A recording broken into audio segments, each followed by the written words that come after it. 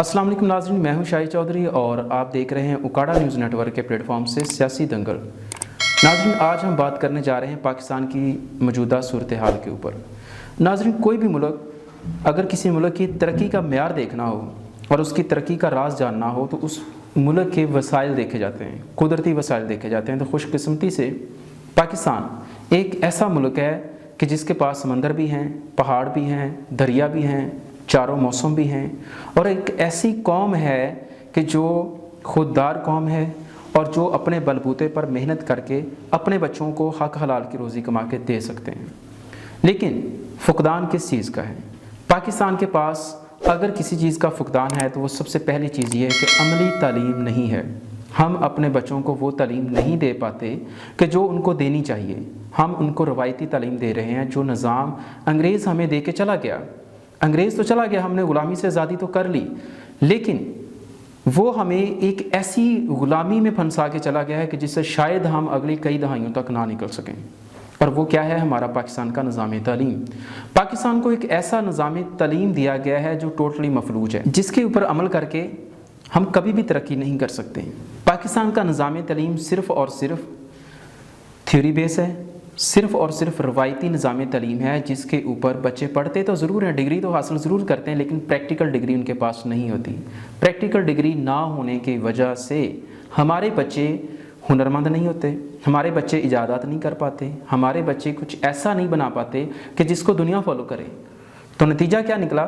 का नतीजा ये कि हमारी आने वाली नस्लें, मौजूदा नस्लें और हमसे पहले जो लोग थे वो सब के सब इम्पोर्टेड आइटम्स के ऊपर गुजारा करते हैं, इम्पोर्टेड आइटम्स को तरजीह देते हैं। हर वो चीज़ जो आज हमारे पास यूज़ हो रही है वो या तो मेड इन चाइना आती है या फिर बाहर के किसी और मुल्क की होती है। पाकिस्तान की मैक्सिमम क्या चीज़ें बनती हैं? पाकिस्तान के अंदर टेक्सटाइल इंडस्ट्री है, पाकिस्तान के अंदर खेलों का सामान बनता है या हम सब्जियां उगाते हैं। हम टेक्नोलॉजी के मैदान में बहुत पीछे हैं। तो किसी भी मुल्क की तरक्की का राज अगर जानना हो तो उसके कुदरती वसाइल देखे जाते हैं। लेकिन पाकिस्तान खुशकिस्मती से हर वसाइल से अल्लाह ताला ने माला माल किया हुआ है, लेकिन बदकिस्मती ये है कि हमारे हुक्मरानों ने अपने मौजूदा वसाइल्स के ऊपर काम किया ही नहीं है। हम अपने वसाइल को, कुदरती वसाइल को बरूए कार लाते ही नहीं हैं, जिसकी वजह से हमारे पास हर चीज़ की कमी है। ज़र मुबादला की कमी है, बरामदात की कमी है, दरामदात में इजाफ़ा है। दरामदात में इजाफ़ा होने की वजह से हमारे मुल्क में डॉलर की जो रेट्स हैं वो बढ़ जाते हैं और रुपए की कदर में कमी हो जाती है, जिसकी वजह से महंगाई बढ़ती है। हमारे अखराजात ज़्यादा हैं, आमदनी कम है। तो वो इसी वजह से है कि हम खुद कफ़ील नहीं हैं। हमारे पास दरिया भी हैं, हमारे पास समंदर भी हैं, हमारे पास साहिल भी हैं और इसके अलावा हमारे पास एयरपोर्ट्स भी हैं, हमारे पास पहाड़ भी हैं, हमारे पास हर वो चीज़ है, खुश्क बंदरगाहें भी हैं, हमारे पास हर वो चीज़ है जो एक मुल्क के लिए होनी चाहिए, जो एक मुल्क की तरक्की याफ्ता मुल्क के पास होती हैं। तो अल्लाह ने हमें हर वो चीज़ दी हुई है, लेकिन हमने उनकी तरफ तवज्जो ही नहीं दी। उनको असल तरीके से, असल पोटेंशियल जितनी होनी चाहिए थी उतनी पोटेंशियल हम ले ही नहीं रहे किसी भी चीज़ से।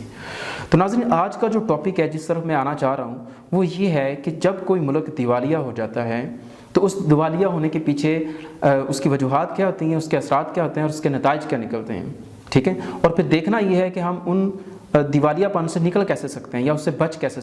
हाल ही में आपने देखा होगा कि श्रीलंका दुनिया में एक ऐसा मुल्क है कि जो कि दिवालिया हो चुका है, और दिवालिया होने के पीछे क्या वजूहात थी वो ज़रा सुन लीजिए। उन लोगों ने पाकिस्तानियों की तरह कर्ज़े लिए, ठंडी हवा लेने के लिए भी कर्ज़े लिए, बेलगाम कर्ज़े लिए कि जिनकी कोई हद नहीं होती थी। कर्ज़े इतने ज़्यादा लिए कि कर्ज़ों की अदायगी के लिए मज़ीद कर्ज़े लेने पड़ गए। उनकी टोटल जीडीपी से भी ज़्यादा कर्ज़े उन्होंने ले लिए। मतलब इस बात का यह है कि उनके अखराजात ज़्यादा होते थे और उनकी आमदनी कम होती थी।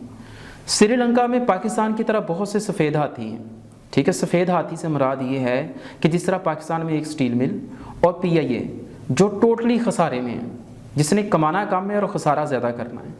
तो इस तरह के श्रीलंका में भी बहुत सारे सफ़ेद हाथी थे जो खाते ज़्यादा थे और कमा के कम देते थे। उनके सरकारी अदारों में इतनी ज़्यादा भर्तियाँ होती थीं कि दरवाज़ा खोलने के लिए 20-20 मुलाजिम रखे जाते थे। शाह खर्चियाँ ज़्यादा थी, जिसकी वजह से आज श्रीलंका दुनिया में दिवालिया हो चुका है। और इस दिवालियापन का नतीजा फिर क्या निकला कि आज वहाँ पे पेट्रोल नहीं है। पेट्रोल नहीं है तो कारोबार नहीं है, इंडस्ट्री बंद है, मिल फैक्ट्री हर चीज़ बंद है, पूरा कारोबार बंद है, छोटे से छोटा कारोबार बंद है, बड़े से बड़ा कारोबार बंद है, पावर प्लांट्स बंद हैं, बिजली पैदा नहीं हो रही, इवन दैट कि उनके पास खाने के लिए रोटी नहीं है। तो ये सारा कुछ क्यों हुआ? क्योंकि उन्होंने आइंदा के लिए कोई पॉलिसी नहीं बनाई थी, उन्होंने अपने अखराजात पर कंट्रोल नहीं किया था। नाज़रीन, पाकिस्तान भी श्रीलंका से सिर्फ ज़्यादा दूर नहीं है, सिर्फ 5 माह पीछे है। अगर पाकिस्तान ने इस वक्त अपने मौजूदा मुल्की सूरत हाल के ऊपर कंट्रोल ना किया और अपने अखराजात के ऊपर कंट्रोल ना किया तो पाकिस्तान का हाल भी श्रीलंका जैसा हो जाएगा। अब मैं आपसे कुछ वजूहात शेयर करता हूँ कि जिनकी वजह से कोई मुल्क दिवालिया हो सकता है।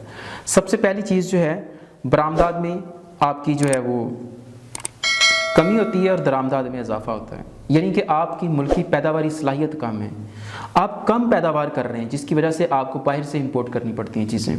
जब आप बाहर से चीज़ें इंपोर्ट करते हैं तो होता क्या है, दरामदाद करने से आपके मुल्क का जो मुल्की ज़र मुबादला है वो बाहर देना पड़ता है डॉलर की शक्ल में। आपके मुल्क में ज़र मुबादला की कमी होती है, जिसकी वजह से डॉलर की कीमत बढ़ जाती है और रुपए की कदर में कमी हो जाती है, और जिसकी वजह से मुल्क के अंदर महंगाई आ जाती है, और फिर महंगाई से लोगों का लिविंग स्टैंडर्ड डाउन हो जाता है, लोगों की परचेजिंग पावर डाउन हो जाती है, लोगों के पास परचेज़ करने की ताकत नहीं रहती, और नतीजा क्या निकलता है कि मुल्क में अफरा तफरी फैल जाती है, मुल्क माली मुश्किलात का शिकार हो जाता है, मुल्क माशी मुश्किलात का शिकार हो जाता है। तो ये वो चीज़ है कि जिसके ऊपर कंट्रोल कर लिया जाए। मुल्क के अंदर एक ऐसा रुझान पैदा करना चाहिए, मुल्क के अंदर एक ऐसी आवाम को अवेयरनेस देनी चाहिए कि आप मेड इन बने, मेड इन पाकिस्तान बने। कोई भी चीज़ आप इस्तेमाल करना चाहते हैं, ख़रीदना चाहते हैं, तो आप कोशिश करें कि वो मेड इन पाकिस्तान हो, ठीक है। आप बाहर से इंपोर्ट की हुई चीज़ों के ऊपर फोकस ना करें, ताकि आपके मुल्क की पैदावारी सलाहियत भी यूटिलाइज़ हो और पाकिस्तान के अंदर ज़र मुबादला भी पाकिस्तान से बाहर ना जाए। दूसरी वजह इसमें यह है कि आपके ख़र्चे ज़्यादा हैं और आमदनी कम है। जितने भी सरकारी इदारे हैं, जितने भी सरकारी ऑफिसर्स हैं, इनको ज़रूरत से ज़्यादा जो आपने दी हुई है, मराहत दी हुई हैं, वो मराहत नहीं देनी चाहिए। आपका मुल्क गरीब है, आपकी आवाम गरीब है। अगर एक आम इंसान थोड़े पे गुजारा कर रहा है, 15,000 20,000 सैलरी पे अपना घर और अपने 4-5 बच्चे भी जो है उनका अखराजात भी, फीसिस, स्कूल, सब्ज़ी, हर चीज़, किचन का ख़र्चा और हर चीज़ का ख़र्चा, बिजली बिल दे रहा है, तो एक ऑफिसर और उसके 1-2 बच्चे जो हैं वो एक कम तनख्वाह पे गुजारा क्यों नहीं कर सकते? तो उनकी तनख्वाहें भी ज़्यादा, उनकी मराआत भी ज़्यादा, और उनको अलाउंस, बोनस और पता नहीं क्या क्या दिया जाता है। तो एक गरीब मुल्क के अंदर इक्वलिटी होनी चाहिए, आपके अखराजात कम होने चाहिए। कम से कम सरकारी अदारों के अंदर जो इतना बड़ा प्रोटोकॉल दिया जाता है, ठीक है, इतना प्रोटोकॉल नहीं होना चाहिए। ये अखराजात कम होंगे तो मुल्क के माशी सूरत हाल जो है वो बेहतरी की तरफ आ सकती है।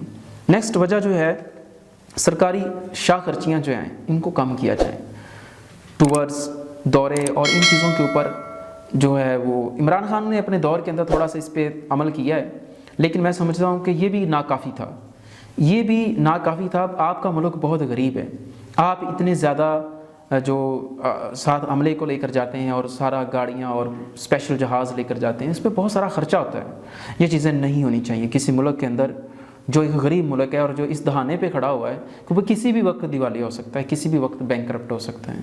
आपके मुल्क में ये चीज़ें नहीं होनी चाहिए।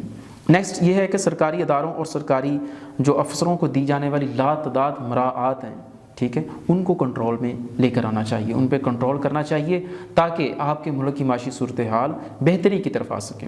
नाज़रीन, नेक्स्ट हम बात करने जा रहे हैं कि इसके असरात क्या होते हैं। सबसे पहला असर तो ये है कि जब आपके पास ज़र मुबादला नहीं होता तो आप बाहर से परचेजिंग नहीं कर सकते, तेल नहीं ख़रीद सकते, पेट्रोल नहीं ख़रीद सकते, खाम ऑयल नहीं ख़रीद सकते। पेट्रोल, सिर्फ पेट्रोल के ऊपर अगर हम बात करें तो पेट्रोल ना ख़रीदने की वजह से पाकिस्तान की सूरत हाल कुछ ऐसी हो जाएगी कि आपकी टोटल इंडस्ट्री बंद हो जाएगी, कारोबार बंद हो जाएगा, कॉटेज इंडस्ट्री बंद हो जाएगी, ट्रांसपोर्ट बंद हो जाएगी। इससे आपके मुल्क का पहिया जाम हो जाएगा।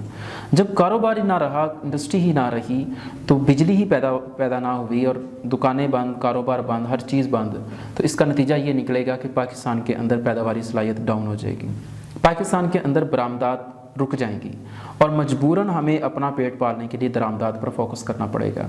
जब हम दरामदाद करेंगे तो हमारे मुल्क का ज़र मुबादला बाहर चला जाएगा और मुल्क में डॉलर की कमी हो जाएगी, जिसकी वजह से रुपए की कदर में कमी हो जाएगी, रुपए की कदर में गिरावट आ जाएगी और उसका नतीजा क्या निकलेगा कि मुल्क के अंदर महंगाई आ जाएगी। खुदा ना करे कि पाकिस्तान के कभी ऐसे हालात हों, پاکستان دیوالیہ ہو، خدا نہ کرے، لیکن اس وقت جو موجودہ صورتحال ہے اگر اس کو ضرب تقسیم کر کے دیکھا جائے تو پاکستان دیوالیہ ہونے کے بالکل کنارے پہ کھڑا ہے۔ نیکسٹ اس کا جو اثرات ہے کہ آپ کی ایٹمی صلاحیت جو ہے یہ داؤ پہ لگ سکتی ہے۔ جب کوئی ملک دیوالیہ ہونے کے قریب ہوتا ہے تو سب سے پہلے اس کے ایسٹس کو گروی رکھا جاتا ہے، اور ایسٹ گروی رکھنے کا مطلب یہ ہوتا ہے کہ آپ کے ملک کی جو باغ ڈور ہے وہ کسی اور ملک کے کسی اور جو طاقت کے ہاتھوں میں آ جاتی ہے۔ آپ کا ملک آپ کا نہیں رہتا، آپ کی آزادی خود مختاری آپ کی نہیں رہتی، آپ کی فیصلہ کرنے کی طاقت ختم ہو جاتی ہے، آپ آزاد ہونے کے باوجود غلامی کا شکار ہو جاتے ہیں، آپ کے بچے، آپ کی نسلیں غلام ہو جاتی ہیں۔ اگر پاکستان کے ایسٹس کو گروی رکھ دیا گیا تو پاکستان کی دفاعی صلاحیت بھی کم ہو جائے گی، پاکستان دفاعی صورتحال میں بھی کمزور ہو جائے گا۔ پاکستان دنیا کے نقشے پہ ایک ایسا ملک ہے کہ جو اسلامی ممالک میں سر فہرست ہے ایٹمی صلاحیت کے حوالے سے، اور تمام اسلامی ممالک کا فخر ہے اس بات پر کہ پاکستان ایک ایٹمی طاقت ہے۔ گو کہ پاکستان نے کبھی بھی اپنی ایٹمی صلاحیت کو جارحانہ طرز عمل کے لیے یوز نہیں کیا، اپنی دفاع کے لیے، اپنی حفاظت کے لیے اس ٹیکنالوجی کو اچیو کیا ہے۔ لیکن اگر پاکستان دیوالیہ ہو گیا خدا نخواستہ تو پاکستان کی ایٹمی صلاحیت بھی نہیں رہے گی، پاکستان کے ایسٹس بھی نہیں رہیں گے۔ تو ناظرین، میری اللہ تعالیٰ سے یہی دعا ہے کہ پاکستان کبھی بھی اس طرح کے حالات سے دوچار نہ ہو۔ اب ہم نے دیکھنا یہ ہے کہ ہم ان ساری صورتحال کو کنٹرول کیسے کر سکتے ہیں، آئندہ کے لیے ہمیں کیا لاہے عمل تیار کرنا چاہیے کہ جس کی بنا پر ہم ان تمام صورتحال سے بچ سکیں۔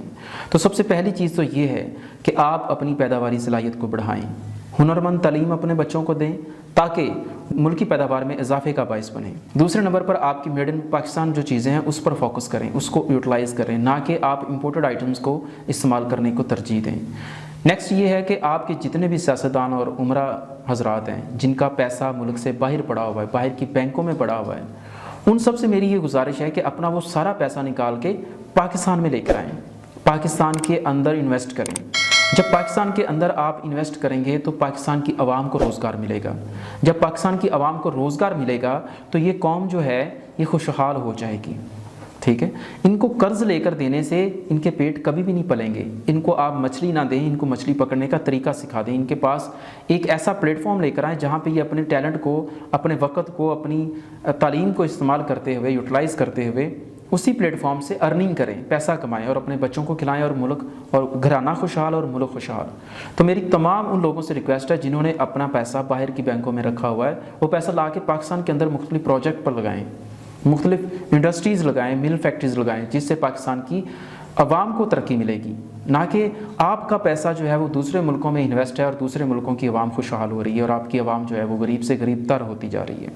جب ایک ملک دیوالیہ ہونے کے قریب ہوتا ہے یا دیوالیہ ہو جاتا ہے تو سب سے پہلا جو نقصان ہوتا ہے وہ یہ ہوتا ہے کہ جو باہر کے ملکوں کے انویسٹرز ہوتے ہیں وہ آپ کے ملک سے پیسہ نکال لیتے ہیں۔ پیسہ نکالنے کی وجہ سے کیا ہوتا ہے کہ آپ کے ملک کے اندر کاروبار نہیں ہوتا، آپ کے ملک کے اندر کاروبار کی آپ کے ملک کے اندر کاروبار کی ایک جو لائن بچھی ہوئی تھی وہ ختم ہو جاتی ہے، اور آپ کے ملک کی جو عوام ہے وہ کاروبار نہ ہونے کی وجہ سے غریب ہوتی چلی جاتی ہے۔ تو میرے اپنے پاکستانیوں سے ریکویسٹ یہ ہے کہ آپ اپنا پیسہ باہر انویسٹ کرنے کی بجائے پاکستان کے اندر انویسٹ کریں۔ نیکسٹ پوائنٹ یہ ہے کہ ہم ان ساری چیزوں کے اوپر عمل کر کے اپنے ملک کو دیوالیہ ہونے سے بچا سکتے ہیں۔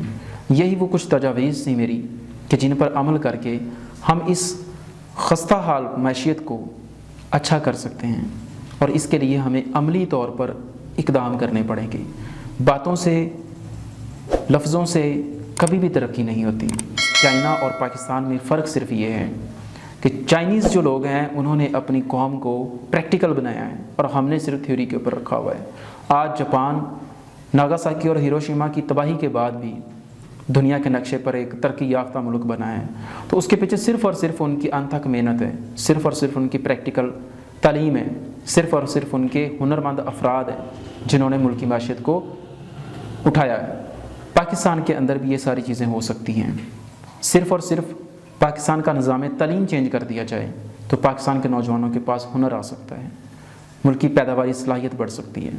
تو ناظرین، یہ تھا ہمارا آج کا ٹاپک۔ امید کرتے ہیں آپ کو ہماری یہ ویڈیو پسند آئی ہوگی۔ ملتے ہیں نیکسٹ ٹاپک کے ساتھ نیکسٹ ویڈیو میں، تب تک کے لیے دیجیے اجازت۔ اللہ نگہبان۔